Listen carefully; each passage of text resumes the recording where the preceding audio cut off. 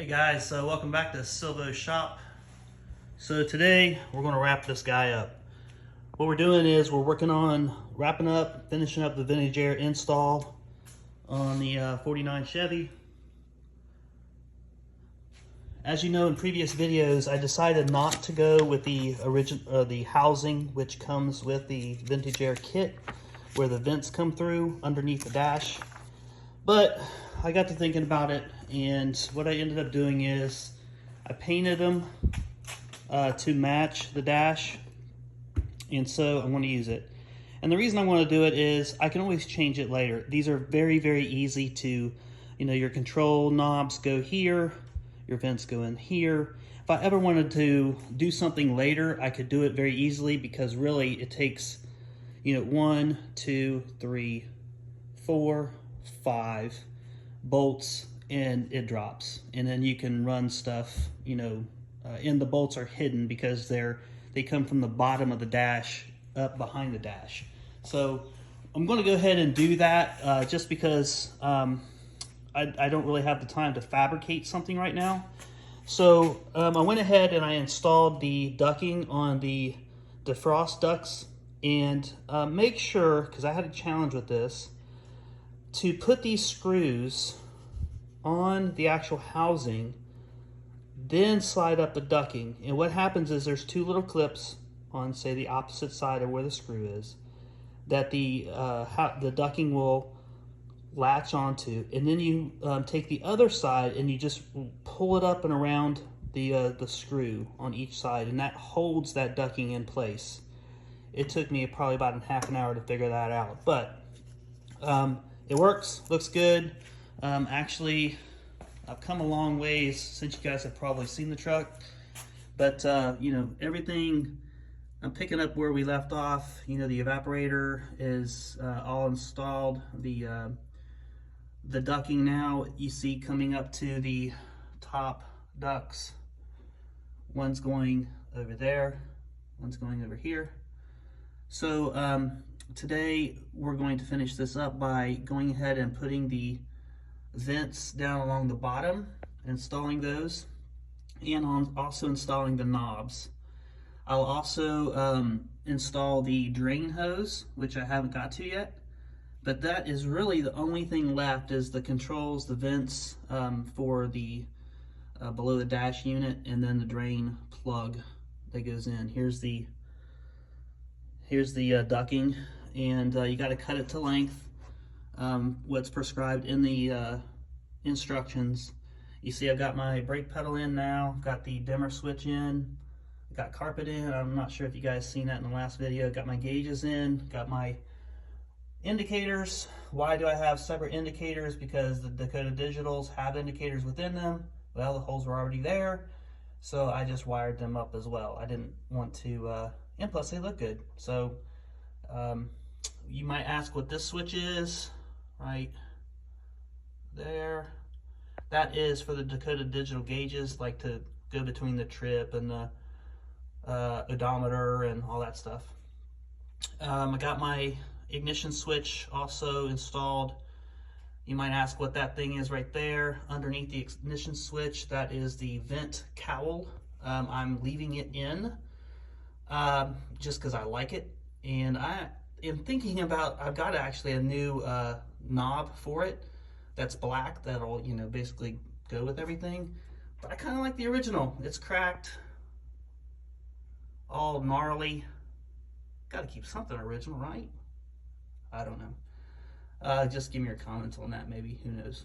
So coming right along, I do have the garnish, window garnish too. That took me a time to find, but I found it in Canada. A guy in Canada. They were, I think, $140 for each side, so it was like 300 bucks. But they're in. I've got them painted and ready to install. I also installed the window wiper knob. I don't like the black, but that's what I had, and so I just sanded it down and painted it a gloss black just for the time being. It's something I can always switch out later. The steering column is in. Let me just walk you around here to the progress that has been made. The engine is basically completely done. Everything's wired now. You know, this last bit of wiring on the vintage air is really all I have left to do to start the truck, other than I got to hook up the positive and the negative terminals to the battery, and we're good to go. And then, you know, here's the condenser on the vintage air. We have a previous video for that. And there's the dryer. This is the trinary switch you see right here coming off of the dryer. And the trinary switch, you use vintage air's trinary switch diagram here in order to wire it. It was a little bit of a challenge, to be quite honest, because the wires I had on my relay did not correspond with the wires that are the wire colors on this relay. So a little bit of a challenge, but we got through it. The trinary switch, why do you use a trinary? I use a trinary because we have an electric fan running in the truck, and it sits right here. So if you did not have an electronic fan or electric fan, and you only had a fan that runs on the front of your engine, all you need is a binary switch. So in the kit, the vintage air kit that I have, basically comes with both. So it gives you that option.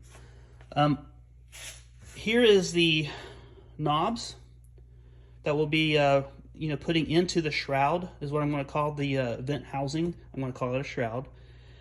So we will insert these, wire these up. We'll also make sure that the holes line up under the dash. I think there's one hole that we have to drill. So let's get to it. Also, you know, please subscribe and you know, like these videos if you like them. I'm not trying to make money, just trying to help folks, you know, install stuff on old Chevy trucks. So thanks. All right, so here we are.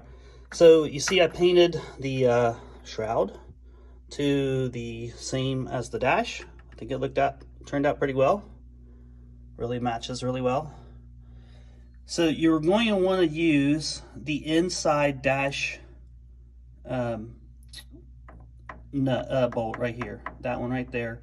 It's going to go in the inside hole there, okay? And the other hole, you might say, well, you have an outside hole there too.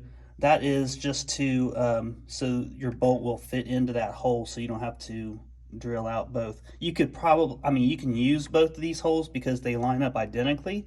So you can take out both of these holes. That's where I grounded, by the way, the evaporator. You can take out both of those, use both holes here, and you're good to go.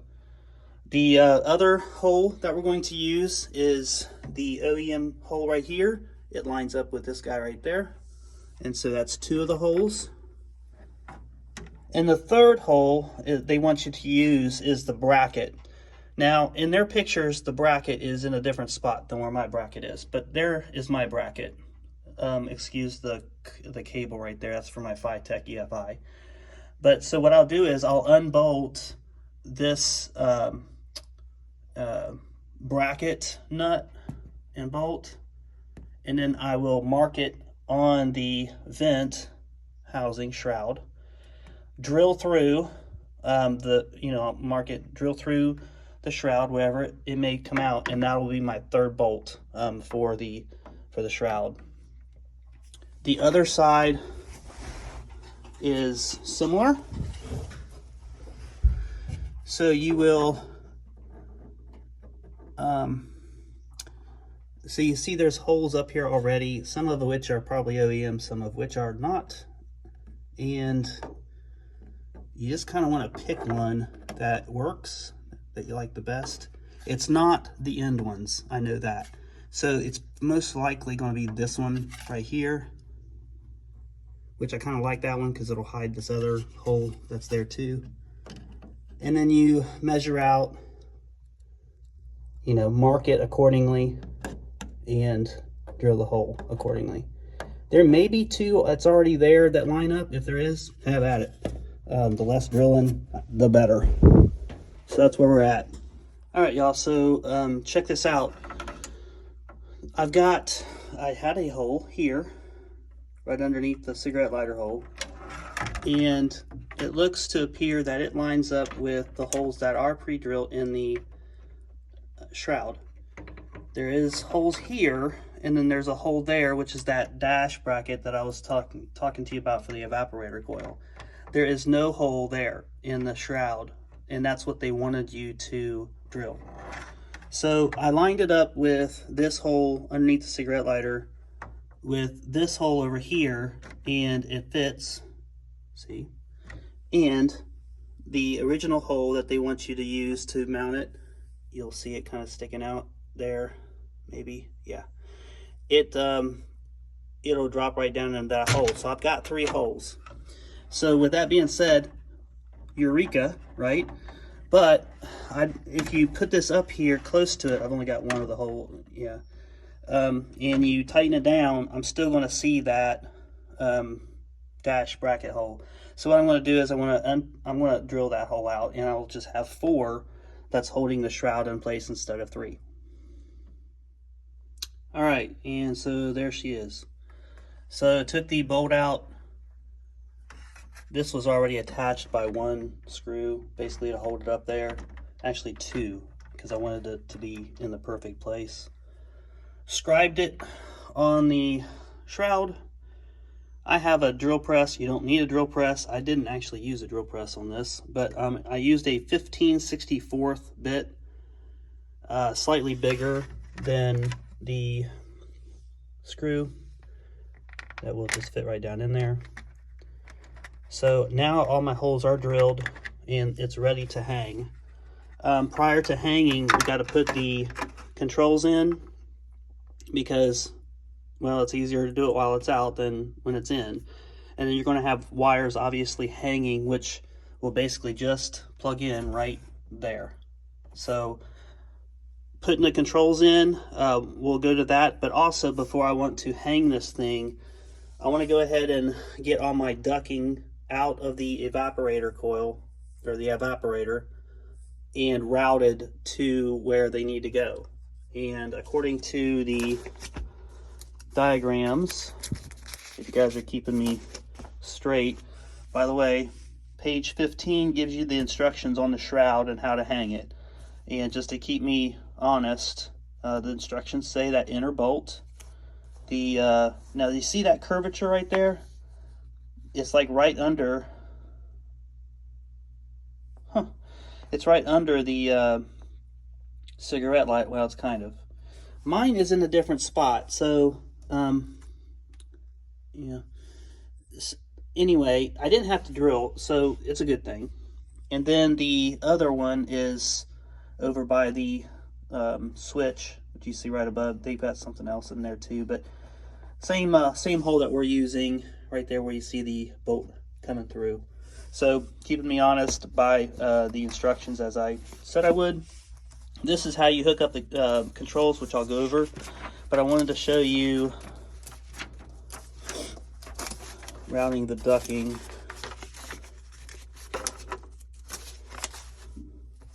They have you routing the ducting after the shroud is installed, and then they actually have you going to head and placing the vents in here prior to routing the ducting.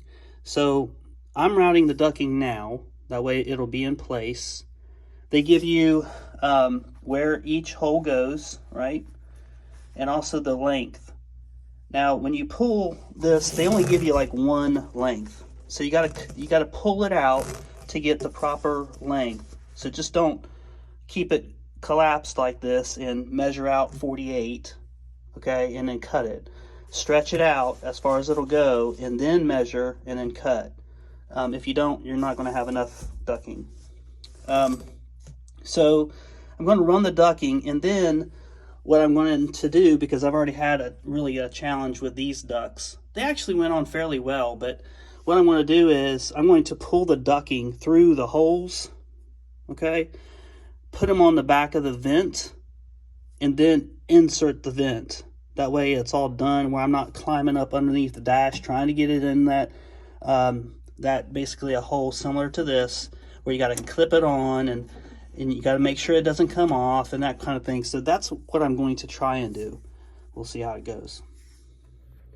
All right, guys, to show you how I'm measuring the ducting, take a tape measure, put it on the end, with one hand and kind of clip it together. And then just run, I need 15 inches. And I know this is probably backwards because of the camera and all that, but I just stretch it out as much as I can. And I've found that there's more than enough ducting. So if it says 15, give yourself 17. Add a couple inches to it. It's not going to kill you. It's not going to hurt anything because you do have enough ducting. So when you find your point, okay, I just put my thumb there. I take a pair of wire crimpers, or not crimpers, cutters, and I will clip one of the metal inserts there, just one.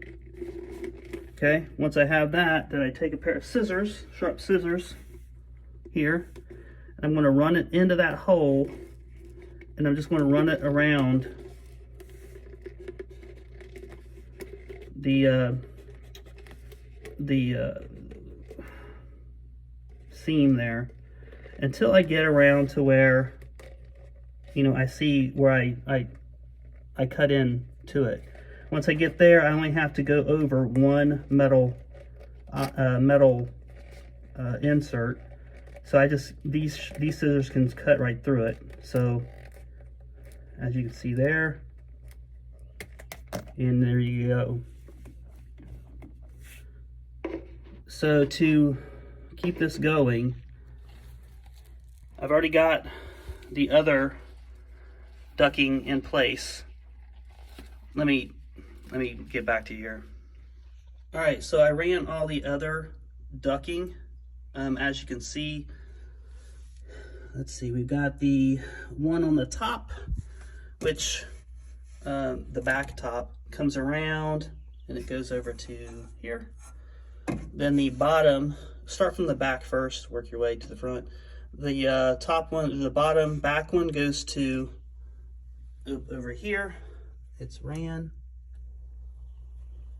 And then the two front two, the bottom one will come right to the closest place on the dash, the vent, and this one will go to the other clip, the vent that's going to come like right around in this area.